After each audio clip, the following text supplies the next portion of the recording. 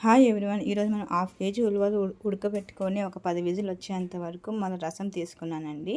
రసం వేడిగా ఉన్నప్పుడే మనము ఒక చిన్న నిమ్మకాయ సైజ్ అంతా చింతపండు వేసుకొని ఒక హాఫ్ అన్ అవర్ నానబెట్టుకుందాము. అలానే మనం ఉలవలు పిండి చేసుకుంటాం కదా, బెల్లం వేసుకొని అది కొంచెం అంతా నిమ్మకాయ సైజ్ అంతా వేసుకోవాలి, చాలా బాగుంటుంది. ఇంక మనం పెనుగు పెట్టుకొని తగినంత జీలకర్ర, తగినంత చెక్క, లవంగాలు కూడా వేసుకోవచ్చు. తగినంత మెంతులు ఒక 4 నుంచి 5 వరకు వేసుకొని బాగా వేయించుకోవాలండి. వేయించుకొని పొడి చేసుకొని పక్కన పెట్టుకోవాలి. మెంతులు అనేది బాగా వేగాలండి, లేదంటే చేదైపోతుంది. ఇంక ఇవి వేగిపోయాక పొడి చేసుకొని ఇంకా మనము చూడండి, చింతపండు అనేది బాగా నానిపోయింది ఒక 10-15 నిమిషాల్లో.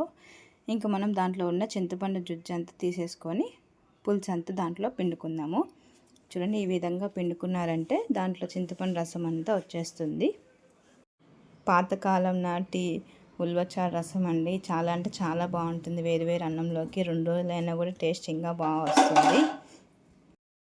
ఇంకా మనం పెనం పెట్టుకొని 2 టేబుల్ స్పూన్ ఆయిల్ వేసుకుందామండి. ఆయిల్ హీట్ అయ్యేలోపు మనకు కావాల్సినవి అన్నీ రెడీ చేసుకున్నాము. తెల్లగడ్డ, ఎర్రగడ్డ, కరివేపాకు, కొత్తిమీర.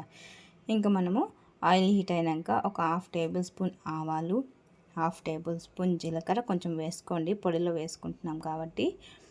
ఇంకా తెల్లగడ్డలు 2 నుంచి 3 వరకు తెల్లగడ్డ వేసుకుందామండి. చిన్న ఎర్రగడ్డలు ఒక 3 నుంచి 4 వరకు కట్ చేసుకుని వేసుకుందాము. తగినంత కరివేపాకు, తగినంత కొత్తిమీర వేసుకుందాము. ఇవన్నీ గోల్డెన్ బ్రౌన్ వచ్చేంత వరకు బాగా వేయించుకోవాలండి.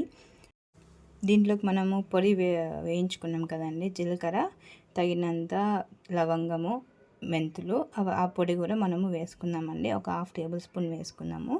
నేనైతే ఒక టేబుల్ స్పూన్ వరకు చేసుకున్నానండి, ఇంకోసారి కూడా ఉంటుందని.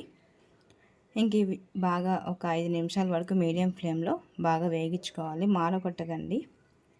ఇంక ఇప్పుడు మనము ఏదైతే ఉల్వచారు అంటే వాటర్ తీసుకున్నామో అవి మనం రెడీగా పెట్టుకుందాము. ఒక ఒట్టిమిరపకాయ వేసుకుందాము.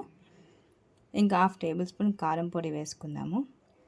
అలానే 2 టేబుల్ స్పూన్ ధనియాల పొడి వేసుకుందాము. గరం మసాలా అనేది వేయకండి. చూడండి, ఇంకా మనము 2 నుంచి 3 నిమిషాల వరకు బాగా వేగిపోయాయి. ఇంక ఇప్పుడు మనము ఉల్వచారు వాటర్ అనేది వేసుకుందామండి. నిదానంగా వేసుకోండి. చూస్తుంటేనే చాలా బాగుంది కదండి ఉల్వచారు. నేను చెప్పినట్టుగా చేయండి, చాలా టేస్టీగా కమ్మగా ఉంటుంది. ఈ ఉల్వచారు అండి 2 నుంచి 3 రోజుల వరకు నిలువ ఉంటుంది. ఇంకా టేస్ట్ కూడా చాలా బాగుంటుంది. చేసిన రోజు కన్నా మరుసటి రోజు చాలా అంటే చాలా బాగుంటుంది. ఇంక ఇప్పుడు మనము ఎసురు ఇలా పట్టే ఉడికించుకునేంత వరకు ఉడకాలండి.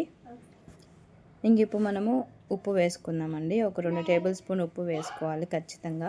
ఉప్పు అనేది ఎక్కువ పడుతుంది. చూడండి, ఉడికేటప్పుడు ఉప్పు వేసారంటే త్వరగా కరిగిపోతుంది, ఉప్పు అనేది బాగా పడుతుంది.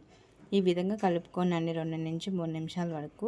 చూడండి, రసం చూస్తుంటే చాలా అంటే చాలా బాగుంది. ఒక 5 నుంచి 10 నిమిషాల వరకు మీడియం ఫ్లేమ్లో ఉడికించుకోండి. చూడండి, నేను ఎలా అయితే ఉడికిస్తున్నానో మీరు కూడా అలానే ఉడికించుకోండి. చాలా అంటే చాలా బాగుంటుందండి. ఇది హెల్త్ కూడా చాలా మంచిది. మీకు ఉలవలు ఉడికేసుకున్నప్పుడు ఈ రసం చేసుకున్నారంటే మీకు సర్ది వస్తుంది. ఏ కూర లేకపోయినా కూడా ఉలవలు ఉంటే చాలు ఇంట్లో. చూడండి, ఇలా 10 నిమిషాలు ఉడికిన తర్వాత స్టవ్ ఆఫ్ చేసుకొని ఇలా ఉప్పు కారం సరిపోయేది ఒకసారి చూసుకోండి. ఇంకా మా ఛానల్ లైక్ చేయండి, సబ్స్క్రైబ్ చేయండి, షేర్ చేయండి. ప్రతి ఒక్క వీడియోస్ నేను మంచిగా పెడుతూ ఉంటానని టేస్టీగా. ఖచ్చితంగా మా వీడియో చూస్తూ ఈ రసం చేసుకోండి. చూస్తుంటే నోరు ఊడుతుందండి మాకు అసలు. చూసే వాళ్ళకు కూడా ఖచ్చితంగా. Thanks everyone for watching my video.